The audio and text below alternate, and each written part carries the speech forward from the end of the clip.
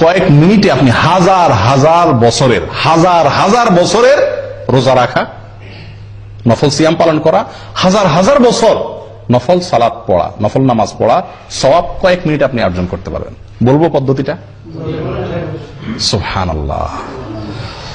নবী সাল্লাল্লাহু আলাইহি ওয়াসাল্লাম বলেন, মান গাসসালা ইয়াউমাল জুমআতি ওয়াক্তাসাল ওয়া বাক্কারা ওয়াবতাকার ওয়া মাশা ওয়া লাম ইয়ারকাব ওয়া দানা মিনাল ইমামি ফাস্তামা ওয়া লাম ইয়ালগু। যে ব্যক্তি 5টা কাজ করবে জুমার দিনে, শুক্রবার দিনে যে ব্যক্তি কয়টা কাজ করবে? 5টা কাজ। আসলে কাজ একটা, 5টা শর্ত পূরণ করে একটি কাজ করবে, সে ব্যক্তির জন্য আল্লাহ সুবহানাহু ওয়া তাআলা কি রাখছেন বিনিময়? ফালাহু কান আলাহু আজ আমালু সানাতিন, আমালু সানাতিন, তার জন্য 1 বছর আমল করার সওয়াব আল্লাহ তাআলা দিবেন। কান আলাহু বিকুল্লি খতওয়াতিন, প্রতি পদে প্রতি কদমে 1 বছরের আমলের সওয়াব। 1 বছরের কি আমলের সওয়াব সেটাও হাদিসে বলা হয়েছে, সিয়ামুহা ওয়া কিয়ামুহা আও কামা ক্বাল। 1 বছর নফল সিয়াম রাখলে, 1 বছর নফল নামাজ পড়লে যে সওয়াব হবে, 1 বছর 365টা নফল রোজা, 1 বছর তো 365 রাখাও যায় না, এই 1 বছর নফল রোজা এবং 1 বছরের নফল নামাজের সওয়াব পাওয়া যাবে প্রতি কদমে।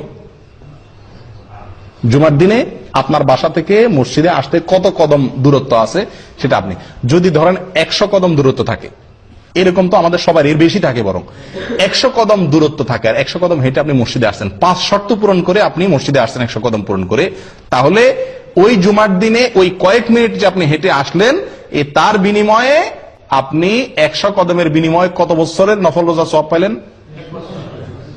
100 কদমের বিনিময়ে 100 বছর, 100 বছর নফল রোজা, 100 বছর নফল সালাতের সওয়াব পাইলেন ওই কয়েক মিনিটে। একটু চিন্তা করে দেখেন, 1 জুমা যদি এরকম হয়, 4 জুমা মাসে, 5 জুমা মাসে হয়, তাহলে আপনি 1000 বছরের আমলের সওয়াব তো শুধুমাত্র 1 মাসে আপনি কামাই করতে পারেন, এভাবে সারা জীবন। চিন্তা করে দেখেন কত বিপুল আমল করা সম্ভব এই একটি আমলের প্রতি লক্ষ্য করতে পারলে। আমলটা কি? জুমার দিনে গোসল করা সুন্দর করে, আগে আগে মসজিদে আসা, আগে উঠা এবং মসজিদে আগে আগে আসা। 3 নম্বর হলো পায়ে হেঁটে মসজিদে যাওয়া, গাড়িতে বা বাহনে না চড়া, একান্ত অসুবিধা না থাকলে পায়ে হেঁটে যাওয়া।